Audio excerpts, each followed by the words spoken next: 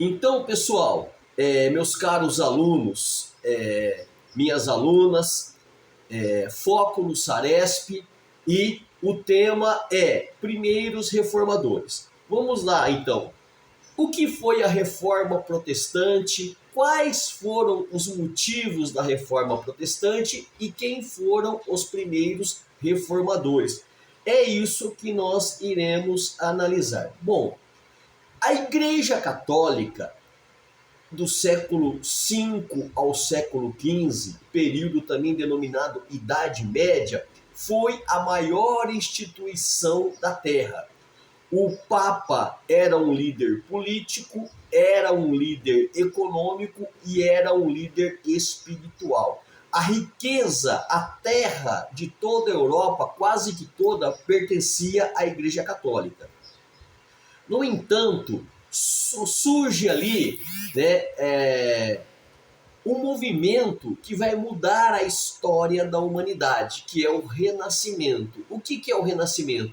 É a classe de artistas italiana que começa a contestar o poderio da Igreja Católica, toda a influência da Igreja em todos os setores da humanidade, inclusive nas artes. Então, os renascentistas, eles criam um movimento de contestação, querendo a liberdade que se tinha na antiguidade, no período grego e romano.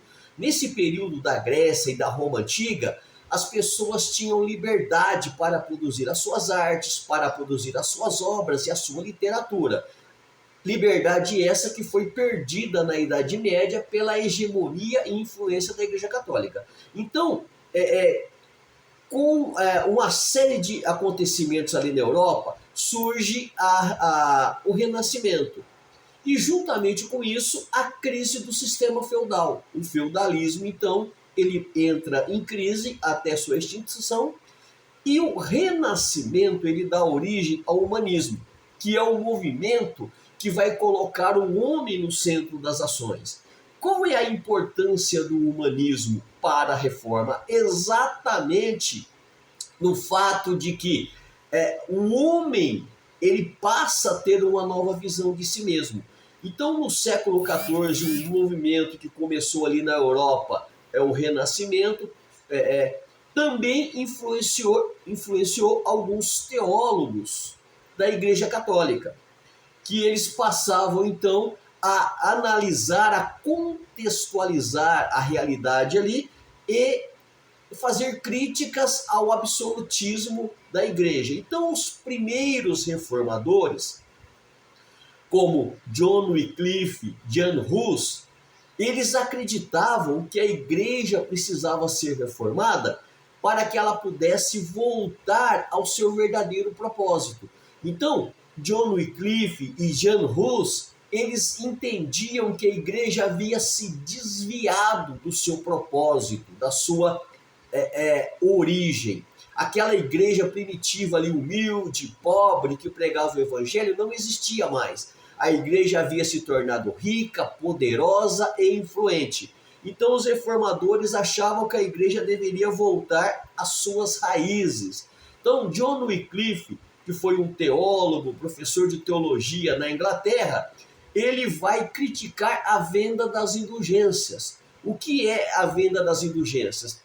Era a venda do perdão dos pecados. Do John Wycliffe, então, ele fica descontente com a igreja, porque a igreja tinha criado a prática de perdoar os pecados. Então, a pessoa confessava e os religiosos cobravam uma taxa para perdoar os pecados e davam um documento ali do perdão do pecado. Então, Wycliffe achava isso um absurdo. Ele acreditava que a salvação era um dom gratuito de Deus. Não tinha que se pagar para receber o perdão dos pecados. Então, ele defendia também a ideia de que a Bíblia era a autoridade máxima, o que era contrário ao que dizia, o que ensinava a Igreja Católica. Ela equiparava o Papa a autoridade da Bíblia. A autoridade do Papa valia mesmo que a autoridade da Bíblia. Então, Wycliffe não concordava com a ideia de que o Papa tinha a mesma autoridade da Bíblia em relação à fé. Outro importante teólogo pré-reformador foi Jan Hus, que viveu ali entre 1369 a 1415. Ele foi um professor, foi teólogo, um pensador religioso na Boêmia, hoje Tchecoslováquia. Então, pessoal, John Hus também acreditava na autoridade da Bíblia em relação ao Papa. Ele foi convocado a comparecer perante o Concílio de Constança, onde foi condenado à morte na fogueira. Então, os primeiros reformadores foram aqueles que contestaram os rumos que a Igreja Católica havia tomado. Então, eles entendiam que a Igreja havia se desviado da fé e não mais estava focado naquilo que Deus havia ensinado.